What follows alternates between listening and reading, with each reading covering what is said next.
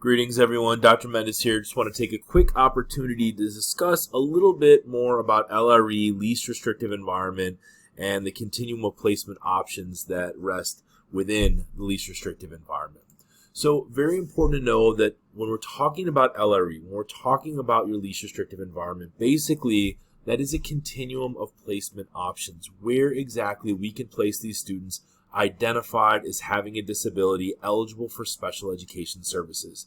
It is so important to know that this process of this concept of LRE, it is highly individualized. It is based on each individual student and based on their own present levels of performance and their specific need.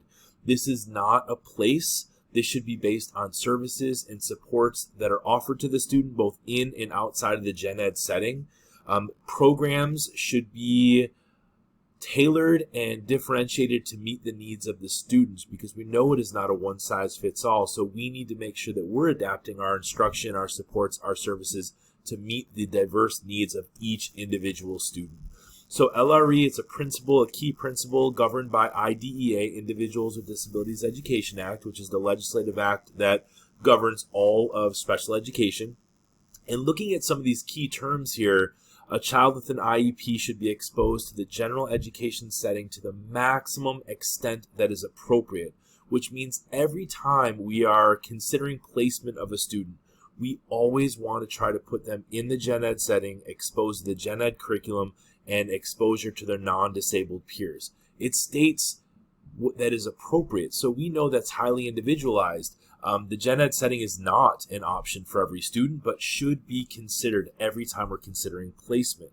When we're looking at special classrooms, special education, separate classrooms, removal from the gen ed setting, this is only based on IDEA. Of course, we're only discussing this if a student has a disability, and that supplementary aids, services, supports that they're not able to be appropriately or adequately offered in the gen ed setting. So sometimes we need to move a student and place them in more of a restrictive environment, and this is only if these supports and services cannot be provided in the gen ed setting, which again should be done to any maximum extent that is appropriate.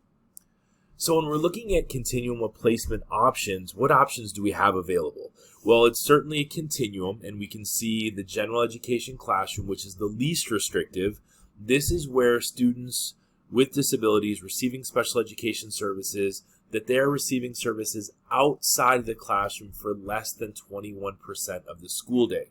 So if they're in the gen ed setting for the majority of the day, they're not pulled out for more than that 21% mark, then they are considered general education. That is the placement.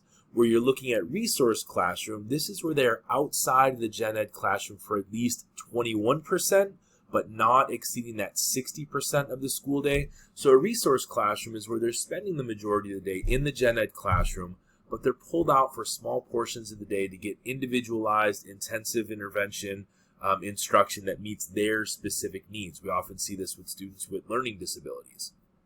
And then moving a little bit more restrictive, your separate classroom, sometimes called the self-contained classroom.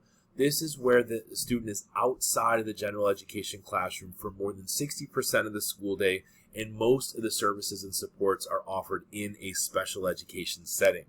And then there's a separate school, depending on your state. Sometimes we refer to these as a therapeutic day school.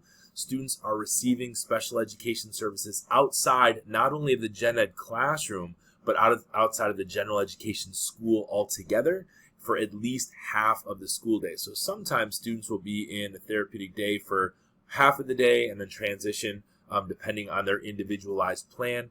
Many times these students are receiving special education services for full day, 100% outside of that general education school. And then we also have residential facility where students, they live on campus because the supports and services are intensive, and then homebound, hospital-bound services as well. But this is the focus of least restrictive environment and the continuum of placement options that are available within that construct of least restrictive environment.